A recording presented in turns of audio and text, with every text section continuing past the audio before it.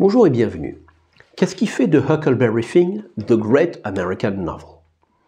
Tout d'abord, on l'a vu, sa langue. C'est le premier roman écrit en anglais américain.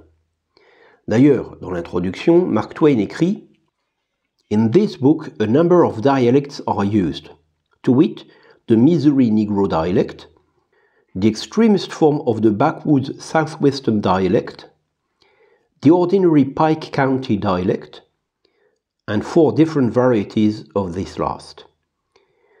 The shadings have not been done in a haphazard fashion or by guesswork, but painstakingly and with the trustworthy guidance and support of personal familiarity with these several forms of speech.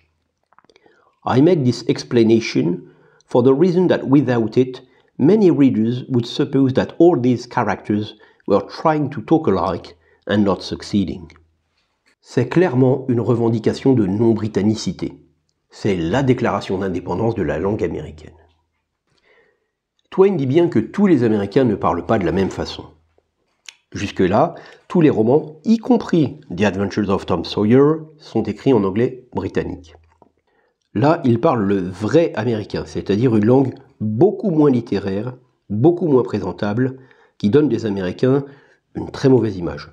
Enfin, sauf que dans cet avertissement, le langage utilisé par Twain est très riche, d'un niveau bien plus élevé que celui de ses personnages, et il innove sur certains points, comme extremist pour most extreme. C'est en grande partie pour ça que les éditeurs américains n'en ont pas voulu, alors que les Anglais se sont fait un plaisir de le publier parce que ça donnait une mauvaise image des Américains. Alors, que raconte cette histoire? J'ose pas parler de l'intrigue parce que Twain lui-même a prévenu. Persons attempting to find a motive in this narrative will be prosecuted. Persons attempting to find a moral in it will be banished. Persons attempting to find a plot in it will be shot. By order of the author, G.G., Chief of Ordnance. G.G., c'est le général Grant, le vainqueur de la guerre civile devenu président de 1868 à 1876. Bien entendu, ce texte d'avertissement qui rappelle le toute ressemblance avec la réalité laisse entendre qu'il faut chercher un motif, une morale et une intrigue bien au-delà de la simple histoire pour enfants. Le contenu de l'histoire donc. Nous sommes dans le Missouri en 1835. Le père de Huckleberry Finn, un garçon de 12 ans, est alcoolique et menace de tuer son fils. Huck décide donc de s'enfuir. Dans le même temps, Jim, un esclave noir de 20 ans, entend sa propriétaire, Miss Watson, dire qu'elle envisage de se débarrasser de lui. Craignant d'être vendu à un propriétaire qui le maltraiterait et qui serait méchant avec lui, contrairement à Miss Watson, il décide lui aussi de s'enfuir. Tous deux vont se retrouver et fuir ensemble sur un radeau qui va dériver sur le Mississippi. Et là, on voit leur mauvaise connaissance géographique, parce que le radeau qui dérive sur le Mississippi s'enfonce de plus en plus loin dans le sud, c'est-à-dire dans les États esclavagistes. Durant leur road trip, ils vont faire escale à plusieurs reprises et vivent tout un tas d'aventures. À chaque fois, Huck part en reconnaissance et il va vivre un certain nombre d'aventures parallèles. Il va devenir notamment l'assistant d'un charlatan, vendeur de potions miracles, qui va évidemment mal finir. Alors je vous passe les péripéties. Finalement, ils accostent en Arkansas. Oui, ça s'écrit Arkansas, mais ça se prononce bien Arkansas. D'ailleurs, Twain l'écrit Arkansas dans son livre. Huck va partir en reconnaissance pendant que Jim reste caché. Huck se fait surprendre par un homme qui s'appelle Uncle Silas. Alors le nom Uncle Silas est intéressant. Le U et le S de Uncle Silas, c'est une préfiguration de ce que sera Uncle Sam, la personnification de l'Amérique. L'idée était déjà en germination dans l'esprit de Twain. Cet Uncle Silas, voyant donc Huck dans sa propriété, lui demande qui il est. Persuadé qu'il est poursuivi par toutes les polices du monde, Huck n'ose pas donner son vrai nom, et donc, pour être sûr de ne pas oublier le nom d'emprunt qu'il va donner, il prétend être son propre meilleur ami, Tom Sawyer. À ce moment-là, Uncle Silas explose de joie et s'étonne de voir Tom arriver si tôt, parce qu'en effet, le Uncle Silas en question est l'oncle de Tom, du vrai Tom Sawyer, qui devait arriver en visite chez lui quelques jours après. Quelques jours après donc, le vrai Tom Sawyer arrive. Il comprend très vite ce qui se passe, mais il a envie de vivre une aventure. Il aime bien lire les romans d'aventure, très à la mode à l'époque. Donc il va se faire passer pour son propre petit frère, Sid. Donc Huck se fait passer pour Tom, Tom se fait passer pour Sid. Pendant ce temps, Jim s'est fait capturer. Comme c'est un esclave en fuite, il est enfermé, mais alors enfermé dans des conditions, s'il voulait s'évader, il en aurait 50 fois la possibilité. Tom voit l'occasion de vivre une vraie aventure, comme dans les romans. Il arrive à convaincre Huck de l'aider à libérer Jim, en rajoutant tout un tas de difficultés, parce qu'il n'y a pas de difficultés réelles, et qu'une vraie aventure, il faut qu'il y ait des difficultés. Ils finissent par se faire prendre, et Tom reçoit même une balle dans le mollet. Il est blessé. Ramené au domicile d'Uncle Silas, Tom finit par avouer la vérité. Le père de Huck est mort le lendemain de son départ, donc personne ne le poursuit, et quand Jim a cru entendre Miss Watson dire qu'elle voulait se débarrasser de lui, en réalité elle voulait l'affranchir. Or, Miss Watson est décédée juste après le départ de Jim, et dans son testament, elle l'a effectivement affranchi. Ni l'un ni l'autre n'était poursuivi par qui que ce soit depuis le départ. En ce qui concerne l'histoire, c'est assez simple.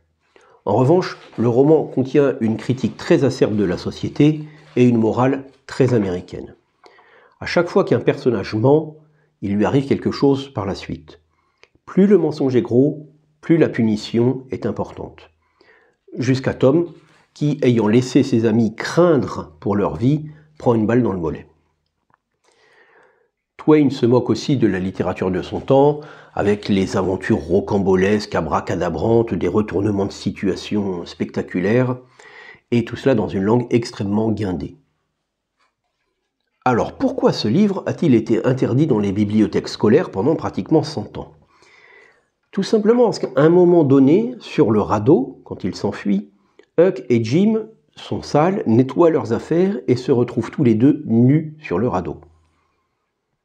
Un jeune homme blanc de 12 ans, en compagnie d'un homme noir de 20 ans, nu, tout seul sur un radeau? Pour la morale de l'époque, c'est totalement inacceptable. Alors si vous lisez le passage, il n'y a aucun sous-entendu d'aucune sorte, nulle part. Mais c'était aussi une excuse pour ne pas mettre le roman dans les bibliothèques à cause de la langue, qui donne une très mauvaise image, encore une fois, de ce que les Américains peuvent faire. Il y a un avant et un après Huckleberry Finn. Avant Huckleberry Finn, Mark Twain lui-même écrit The Prince and the Pauper, par exemple. L'histoire d'un prince anglais qui trouve son sosie parfait dans un petit paysan très pauvre et qui demande aux paysans de prendre sa place pour, pendant une journée, s'infiltrer dans le peuple et voir ce qu'on pense de lui. Après Huckleberry Finn, il écrit en anglais américain A Connecticut Yankee in King Arthur's Court. C'est l'histoire d'un Américain qui va démontrer à quel point les Anglais sont vieux, démodés et poussiéreux. Les grands auteurs américains contemporains de Mark Twain ont eu du mal avec cette évolution. Henry James notamment, l'un des plus connus, qui écrit des romans à l'ancienne, dans un très bon anglais britannique. Mark Twain devient un peu caricaturalement l'anti-Henry James. Et il ne s'aime pas beaucoup. Mark Twain dit de Henry James « Once you've put down one of his books, you simply can't pick it up again ». À partir de ce moment, Mark Twain devient un fervent défenseur de la littérature américaine et se moque de ses auteurs qu'il considère comme dépassés. Il dit de Jane Austen que le meilleur moyen de transformer une bibliothèque quelconque en bonne bibliothèque est d'en retirer les livres de Jane Austen. Just that one omission alone would make a fairly good library out of a library that hadn't a book in it.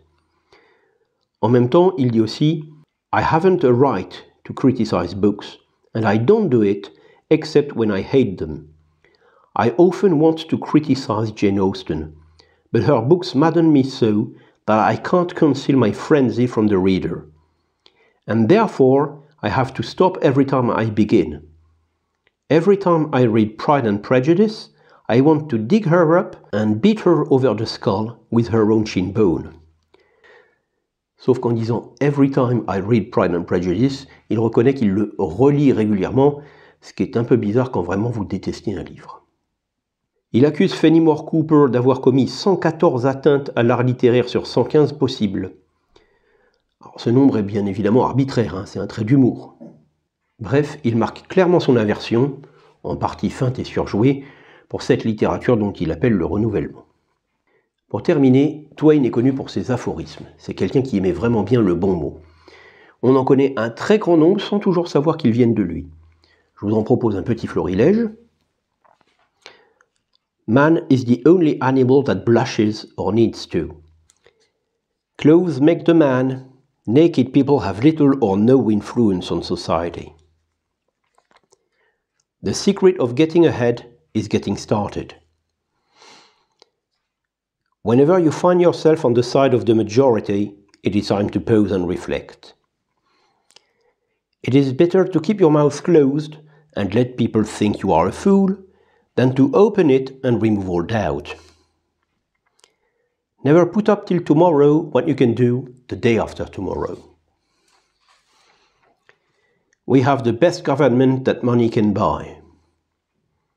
Don't let schooling interfere with your education. Few things are harder to put up with than the annoyance of a good example. I don't give a damn for a man that can only spell a word one way. Classic, a book which people praise but don't read. We keep losing all the world's great authors. Chaucer is dead, so's Shakespeare, so's Milton, and I'm not feeling very well myself. Never argue with stupid people. They will drag you down to their level and beat you with experience. Voilà pour ce petit voyage aux origines de la littérature américaine. Merci d'être venu.